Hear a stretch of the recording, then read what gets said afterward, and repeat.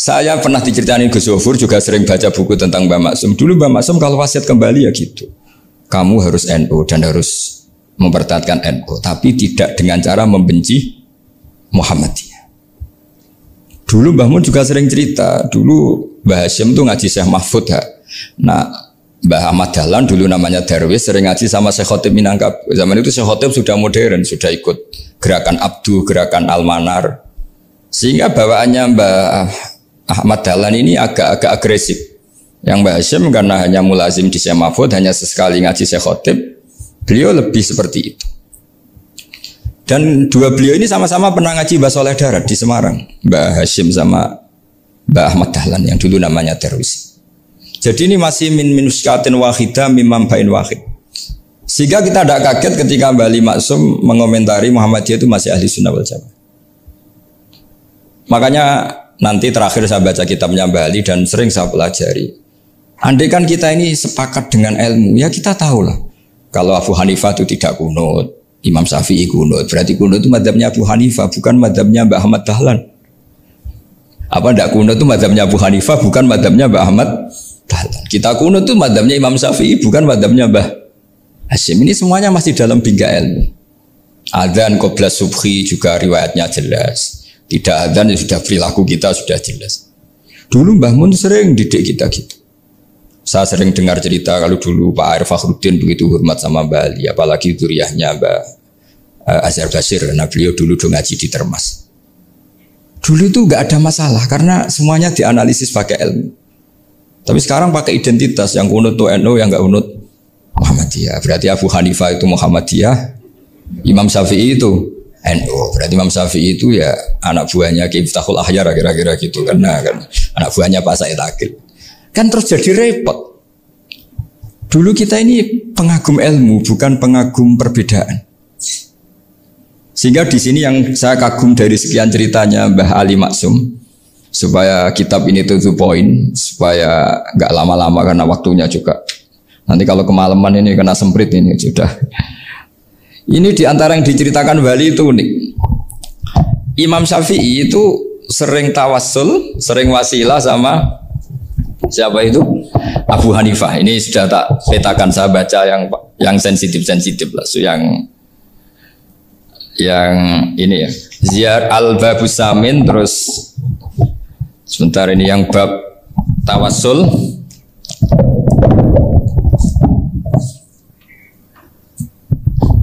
Di sini halaman 90, mungkin santri-santri kerap ya bisa ngecek lagi di kitab Hujjatul Ahli Sunnah.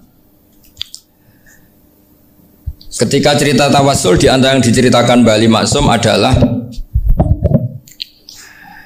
perilaku ya, bukan sekedar statement tapi apa? Perilakunya Imam Syafi'i atau ahwalnya kalau bahasa halusnya, yang selalu ke makamnya Abu Hanifah untuk tawassul. Padahal Imam Syafi'i itu orang yang secara ilmu sering kritik Abu Hanifah.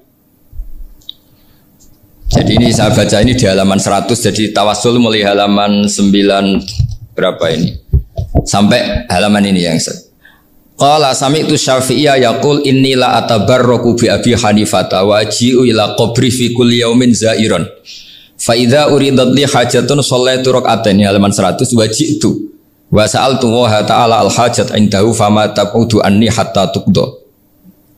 Kanal Imam Syafi'i ayyama huwa bi Baghdad yatawassalu bil Imam Abi Hanifah yaji'u ila dorihi fayusallimu alaihi wa yatawassalu ila Allah bihi fi qada'i hajati.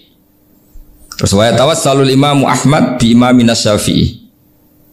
Jadi di antara yang diceritakan Mbah Ali Maksum itu betapa Imam Syafi'i yang terkenal sering mengkritik Abu Hanifah dalam tatanan fikih karena beliau tidak percaya ada istihsan.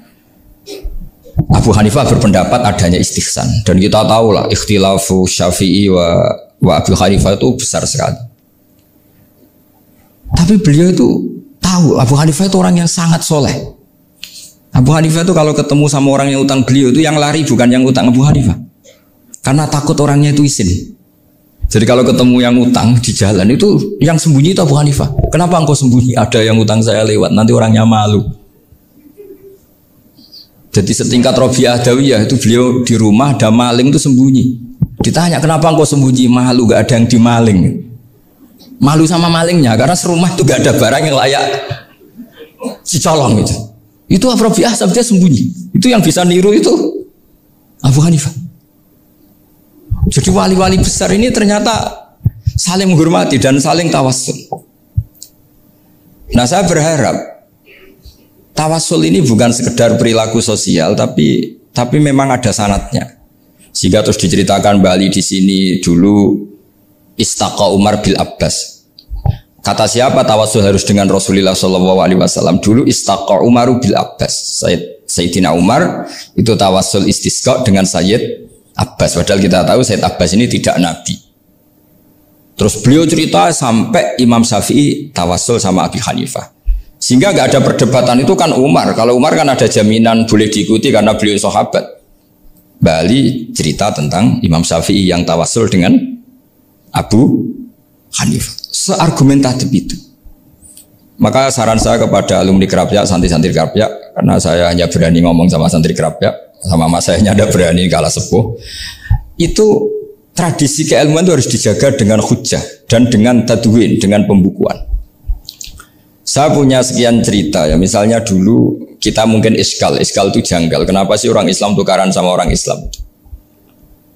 Sehingga di antara doa Nabi yang enggak dikabulkan Allah, enggak boleh dikabulkan sama Allah, enggak boleh, bukan berarti kamu saja. Redaksinya famana aniha, memang enggak boleh. Redaksinya bukan falam yastajib lahu, tapi famana aniha. Di Al-Marrah As-Salisa ini Nabi dilarang, yaitu melarang umat Islam itu jangan sampai tukaran sama umat Islam sendiri. Itu kata Allah, ya tidak bisa kata Allah, kalau itu tidak saya kabulkan. Itu dulu guru-guru kita nyontohkan sederhana. Kira-kira kalau saya tukaran wek Gus Zofuru, Mbah Mun luwih ikhlas dibanding ditukari wong liya. Nak ana kakak ditabuk adik, wong tua luwih ikhlas dibanding ditabuk tangga. Barokahnya membaca kita lebih mentoleransi. Kalau ada Mbah Hashim dikritik Mbah Fakih Mas Kumambang, kita ikhlas itu. Tidak dikritik guru PAUD itu kan. Atau dikritik orang-orang yang nggak bisa ngaji. Artinya ternyata keliru kita bilang kiai kok tukaran. Justru bagus kiai tukaran. Dibanding kiai dikritik guru PAUD atau dikritik orang-orang yang nggak bisa baca kitab. Akhirnya barokahnya baca kita menjadi tahu. Dulu Mbah Mun sering cerita, ini masih cerita silsilah ya. Jadi Mbah Ali Maksum tadi kita tahu di antara guru besarnya Mbah Ali Maksum tentu Mbah Mahfud Termas. Beliau adalah adik dari Kiai Mahfud Termas. Mbah Dimyati ini adik Kiai Mahfud Termas. Itu punya saudara namanya Abdul Razak, juga punya saudara namanya Dahlan. Itu yang membawa Thariqah Syadziliyah di Solo Raya, yang sekarang alhamdulillah diteruskan Gus Wafi. Dulu di antara pesannya Mbah Mun ke saya, hak Wafi kandani kon ziarah ning Mbah Dimyati. Mergo Thariqah Syadziliyah dulu itu yang bawa keluarganya Mbah Dimyati. Jadi semuanya ini masih zuriyatan ba'duha min ba'd. Nah pesan saya karena tadi Mbah Munawir yang termasuk orang pertama yang bawa Quran, bawa Qiraah Sab'ah. Kenapa saya bilang termasuk? Karena kalau bilang paling yang pertama ini nanti butuh data. Dan itu agak kerepotan lah. Tapi yang jelas mimman istahara lah. Mimman istahara yang membawa Sab'ah ke sini itu adalah Mbah Munawir. Terus beliau ngajarkan diantaranya ke Mbak Arwani pakai kitab Satibi, pakai kitab Nazmus Satibi. Terus Nazmus Satibi itu diteruskan oleh Mbak Arwani, ditulis. Yang nulis dulu Mbah Dola Salam. Bapak saya itu murid Mbah Dola. Dulu Mbah Dola sebelum ke Mbak Arwani ngaji sama Ki Said di Sampang. Bapak saya sebelum ngaji di Badola sudah hafal Quran lewat buyut saya sendiri namanya Ki Zubaidi. Yang Ki Zubaidi akhirnya jadi menantunya Mbah Ahmad Su'eb.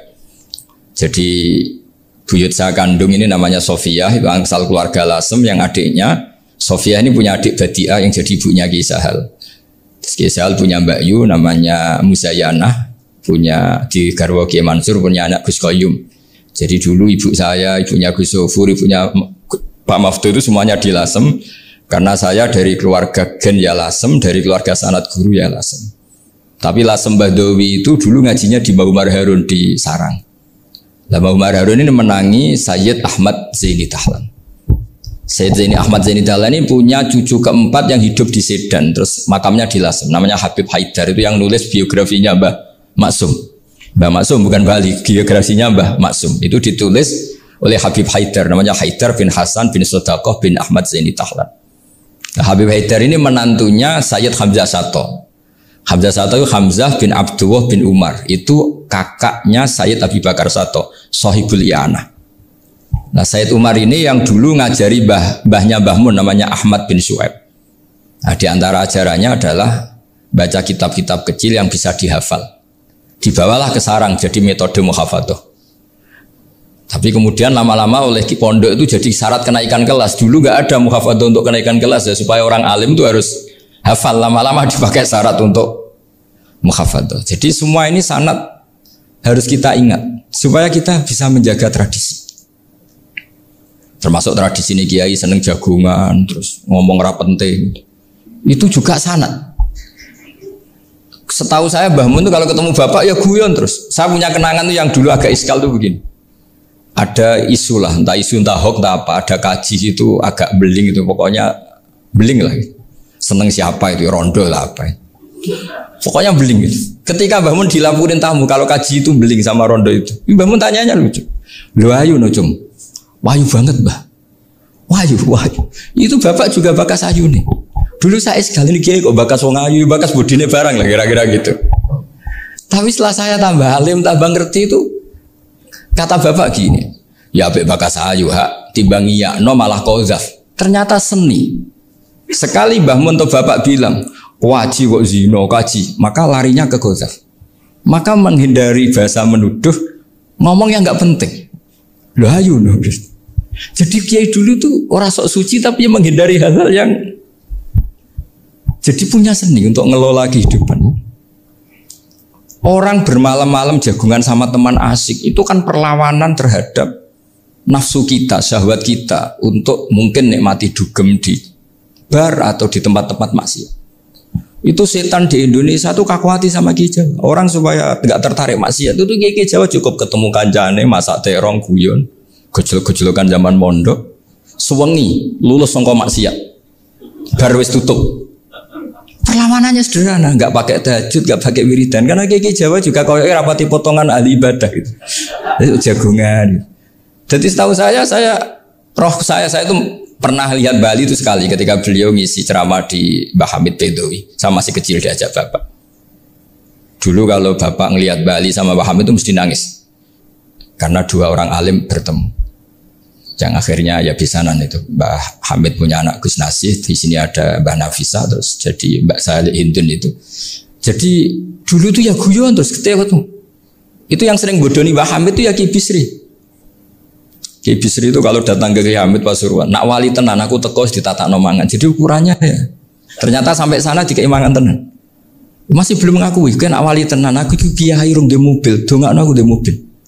Sudah kalah satu seri itu masih gak terima.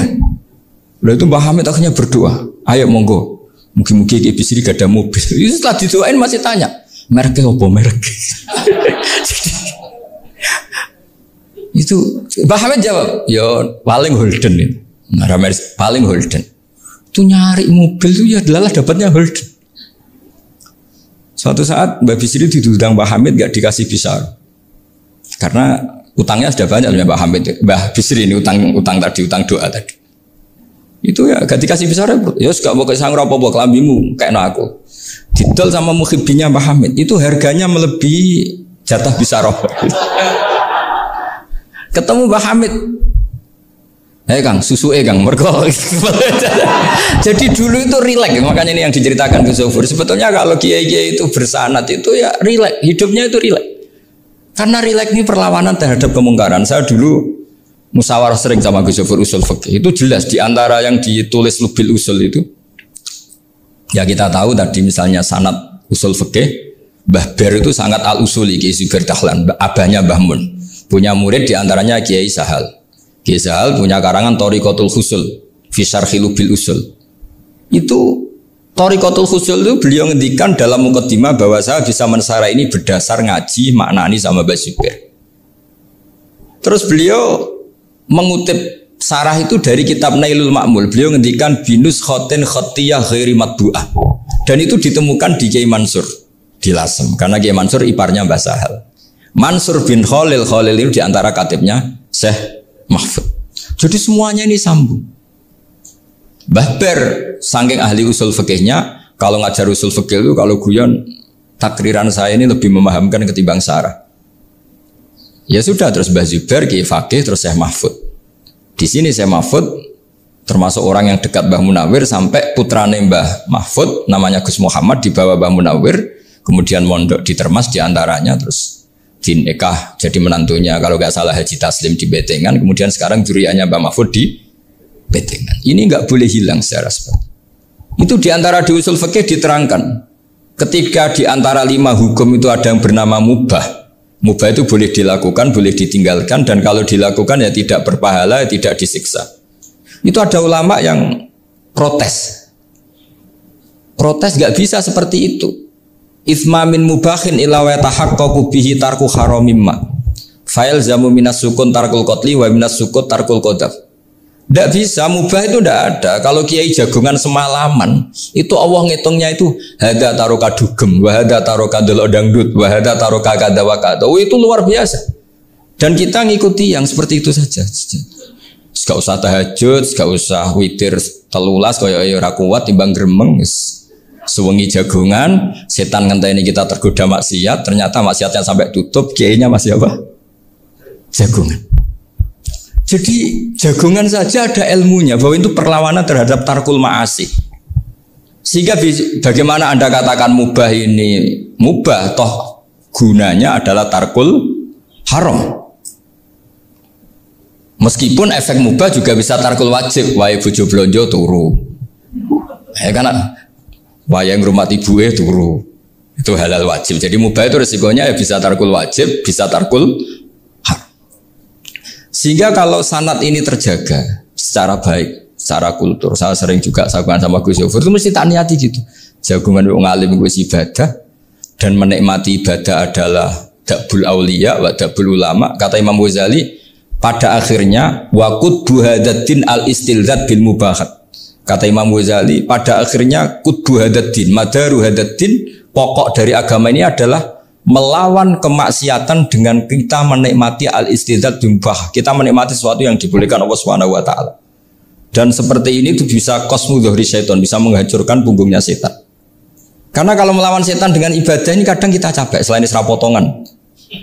Tapi nak kangkang ning komplek H gitu jagungan mbek kancane, ngenang melarate, mbok ngenang ora sekolah, ra munggah kenangan. Sing ra munggah diarani istiqomah. Itu kan diarani tulus zaman, kok sing munggah dianggap kesusu. Saya ini punya pondok Quran, kalau ada yang hafal 3 tahun mesti digojlok kancane. Gak apik kesusu itu. Kesusu itu mesti tidak barokah karena tergesa-gesa apa? Hatam. Sehingga yang enggak hatam-hatam itu kayak partai mayoritas. Ini yang partai tulis zaman katanya.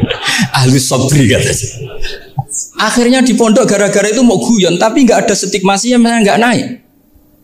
Di pondok sarang itu saya punya temen itu banyak yang sekelas dengan saya, sekelas sama Gus Kamil, akhirnya sekelas dengan Gus Sofur. Padahal saya ini kakak kelas. Saya temannya Gus Kamil, temannya Gus Sofur. Ini anak ini nggak pernah naik, itu nggak dicibir di pondok. Karena guyonan tadi, guyonan bahwa ini bagian dari bentuk apa? Istiqomah. Nanti yang goblok juga tenang. Karena kiainya cerita, kadang santri goblok ya baru kan di sini pondok akeh santri ora tau sinau ning omah dadi kiai gede. Selalu kiainya tuh cerita seperti itu. Akhirnya sing goblok ya bangga dengan kegoblokannya.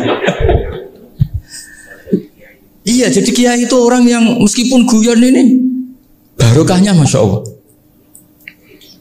Dan setahu saya kiai-kiai alim itu ya senengannya guyon karena tadi guyon itu luar biasa. Bapak saya itu kalau pesan sama saya itu enak ngaji guyon nice. Wong ning omah mikir utang, mikir wedi bojo macam-macam kok ngaji mbok jak nangis pisan, nangis ping pindho katanya. Sudah jak guyon nice. Paling gak lali. Dan beliau punya dalil kul bi fadlillah bi rahmati fa bidzalika falyafrah. Jadi jangan sampai orang ini farah bil maksiat, jangan sampai orang itu. Dan ini yang saya kenang dari sekian cerita murid Bali, Mbah Ali Maksum ya senangane guyon. Gojol-gojolkan mbek santri guyon. Ini saya maklumatkan ke semua santri beliau bahwa ini bukan sekedar guyon, tapi al-istilzat bil mubahat. Ini adalah perlawanan terhadap setan karena banyak orang bisa senang tuh kalau nunggu maksiat. Ini bisa senang dengan sesuatu yang tidak maksiat. Itu kayak apa hebatnya?